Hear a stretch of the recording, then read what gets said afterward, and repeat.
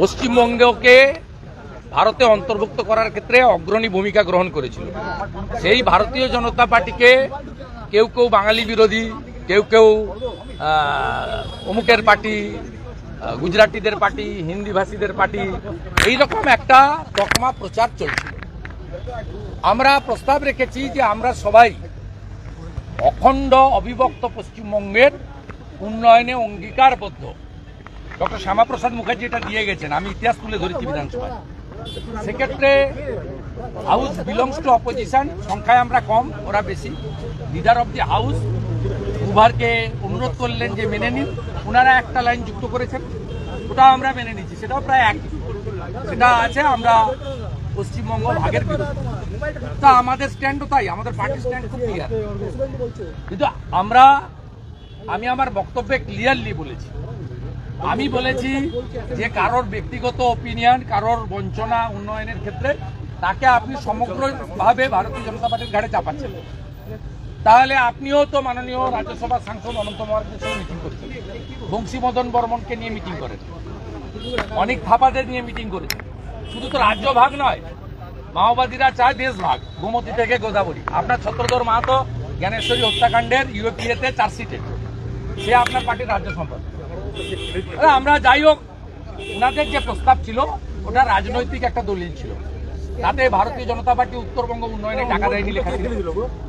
Doctor Sukanta মজুমদারের কথার অপব্যাখ্যা করে লেখা ছিল, তিনি রাজ্যভাগ চান। নিশিকান্ত দুবে হিন্দু পলায়ন নিয়ে মাল্লা মুর্শিদাবাদে বলতে গেছিলেন, তার উদ্ধৃতি ছিল। ওই প্রস্তাবকে তারা প্রত্যাহার করে বিকল্প প্রস্তাব রেখেছেন, ম্যাটার মিটে গেছে। House to belongs to opposition এবং পশ্চিমবঙ্গের অখণ্ডতা এবং উন্নয়নে ভারতীয় জনতা পার্টি অঙ্গীকারবদ্ধ। রাজনীতির ঊর্ধ্বে উঠে গোটা হাউস পশ্চিমবঙ্গের উন্নয়ন চায়। এর থেকে ভালো জিনিস ভালোভাবেই দেখা উচিত, এর মধ্যে নেগেটিভ কিছু দেখার দরকার নেই। যুক্তরাষ্ট্রীয় কাঠামো বলছেন যে তিনি, আমি ওনার সব কথা বলবো না। ওনার আগে বক্তব্য ছিল, উনি 30 মিনিট বলেছেন, আমার 12 মিনিট ছিল। আমাদের তো লাল বাতি জ্বালিয়ে দেয় স্পিকার সাহেবের এক চোখ বন্ধ। পার্লামেন্টে লিডার অব দ্য অপোজিশনকে কিভাবে রেসপেক্ট করে সেটা এখানকার স্পিকার জানেন। তা আমার যেটুকু টাইম ছিল, আমার অনেক কিছু বলার থাকলেও সুযোগ থাকে না। মাননীয় মুখ্যমন্ত্রীর অ্যাডভান্টেজ আছে, তিনি তার সব বলে গেছেন, আপনারা শুনেছেন। কিন্তু যেহেতু আমি আগে বলেছি, তাই মুখ্যমন্ত্রীর কথার আমি কাউন্টার করতে পারিনি। মুখ্যমন্ত্রী আমার অনেকগুলো বিষয় কাউন্টার করার চেষ্টা করেছেন, কিন্তু আমার মনে হয়েছে যে আজকে হাউসে সংসদীয় রীতিনীতি মেনে সম্পূর্ণ আলোচনাটা হয়েছে। কনক্লুশনে একটাই লাইন, অবিভক্ত পশ্চিমবঙ্গের উন্নয়নে আমরা সবাই অঙ্গীকারবদ্ধ। ভারতীয় জনতা পার্টি সর্বাগ্রে অঙ্গীকারবদ্ধ, কারণ ডক্টর শ্যামাপ্রসাদ মুখার্জি এবং PR ঠাকুর তারা আমাদের পশ্চিমবঙ্গ দিয়ে গেছে। বলছি আজকে অনাস্থা প্রস্তাব এনেছিলেন আপনারা, কি হলো? এনেছিলাম, আমরা চেয়েছিলাম অনাস্থা নিয়ে আলোচনা হোক। স্পিকার মহোদয় বিজনেস রুলসের মধ্যে ঢুকেছেন, যেহেতু উনার বিরুদ্ধে আনার, উনি ডেপুটি স্পিকারকে দিয়ে রুলিং দিয়েছেন। আমরা জানি তিনি হাউসকে চলমান রাখছিলেন যাতে রাজ্যপালের কাছ থেকে অনুমোদন নিতে না হয়। এই কারণেই প্রথমবার 24 সালে বাজেট অধিবেশনে রাজ্যপালকে দিয়ে বক্তৃতা করাননি। আমাদের পাতা ফাঁদে আজকে ডেপুটি স্পিকার মহোদয় পা দিয়েছেন। এরপরে উইন্টার সেশন করতে গেলে ফাইলটা পাঠাতে হবে রাজ্যপাল মহোদয়ের কাছে। বিজেপির পাতা ফাঁদে আজকে পা দিয়েছিল। আমি শেষে বলে এসেছি যে আমরা যেটা চাইছিলাম, আপনি রাজ্যপালের কাছে যান, কারণ আপনি বেআইনি ভাবে 4-2-6 জনকে শপথ বাক্য পাঠ করিয়েছেন সংবিধানকে ভায়োলেট করে। আপনি এবারে রাজভবনে আপনি যাতে ছোটেন, সে ব্যবস্থাটা আজকে আমরা করি। আজকে মমতা বন্দ্যোপাধ্যায় বিরোধীদের প্রতি একটু সদয় ছিলেন, নওশাদ সিদ্দিকীর সঙ্গে আলাদা করে 3 মিনিট কথা বললেন। আপনাকে চা খেতে যদি আপনি ডাকেন, মমতা বন্দ্যোপাধ্যায় যাবেন বলেছেন। বাংলাদেশ, আমি এটা নিয়ে মন্তব্য করবো না। নওশাদ ভাই আলাদা দল করেন, তার নিজস্বতা আছে, তো তাকে কেন ডেকেছে তিনি জানেন। বাংলাদেশে একটা অস্থিরতা পরিবেশ তৈরি হয়েছে। আপনারা প্রস্তুত থাকুন, 1 কোটি শরণার্থী পশ্চিমবঙ্গে আসবে। বাংলাদেশে হিন্দু কতল চলছে। রংপুরের কাউন্সিলর, নগর পরিষদের হারাধন নায়ক, তাকে খুন করা হয়েছে। সিরাজগঞ্জে 13 জন পুলিশ খুন হয়েছে, থানার মধ্যে 9 জন হিন্দু। নোয়াখালীতে হিন্দু বাড়ি পোড়ানো হয়েছে। আমি পশ্চিমবঙ্গের মুখ্যমন্ত্রী রাজ্যপালকে বলবো, অবিলম্বে ভারত সরকারের সঙ্গে কথা বলুন, কারণ সিএতে পরিষ্কার আছে ধর্মীয় উৎপীড়নের কারণে যদি কাউকে মার খেয়ে আসতে হয় আমাদের দেশ নেবে। এটা অলরেডি পার্লামেন্ট করেছে। আমি আপনাকে বলছি এই পরিস্থিতি যদি 3 দিনের মধ্যে কন্ট্রোল না হয়, জামাতের হাতে, মৌলবাদীদের হাতে বাংলাদেশ যাচ্ছে। 1 কোটির বেশি হিন্দু শরণার্থীকে নেওয়ার জন্য সবাই মানসিক প্রস্তুতি নেন। আমি তো প্রস্তুতি নিয়ে নিয়েছি। কেন্দ্রকে জানাচ্ছেন না, এটা এক্সটার্নাল অ্যাফেয়ার্স ম্যাটার। এটা রাজ্য সরকারকে, রাজ্যপালকে জানাতে হবে।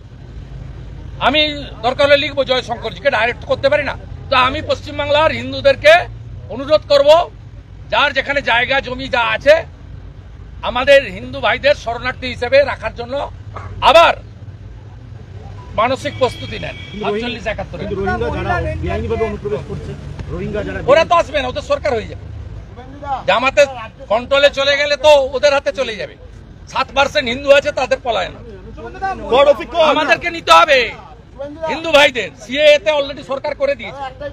মানসিক প্রস্তুতি রাখুন, 1 কোটি শরণার্থী আসবে ভারত পশ্চিমবঙ্গে।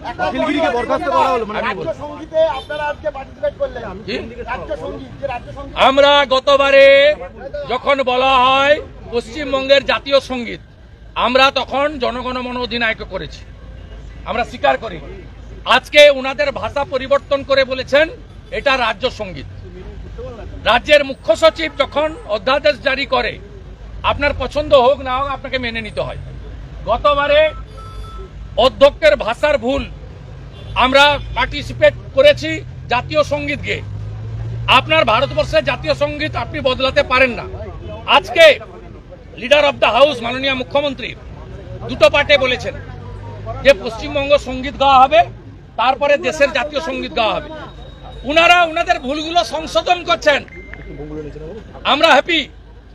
ভুলগুলো সংশোধন করুন। আপনি ফিরহাদ হাকিমকে আর হুমায়ুন কবিরকেও যদি শাস্তি দিতেন আমরা খুশি হতাম, অখিলগিরিকে যেভাবে দিয়েছেন। ঠিক আছে, আর না বলে দিলাম। আরে এই পশ্চিমবঙ্গ দিয়েছে বিজেপি স্রষ্টা ডক্টর শ্যামাপ্রসাদ মুখার্জি। আমরা BJP committed, undivided West Bengal এবং তার উন্নয়ন। এই পশ্চিমবঙ্গ দিয়েছে 47-এর 20 জোন ডক্টর শ্যামাপ্রসাদ মুখার্জি, তাকে সমর্থন করেছেন মতুয়া গুরু বিআর ঠাকুর, প্রাক্তন মুখ্যমন্ত্রী জ্যোতি। ভোটের সংখ্যা 58 আর 21 জন মুসলমান আইনসভার সদস্যের বিরুদ্ধে ভোট দিয়েছিলেন পাকিস্তানে যাওয়ার জন্য।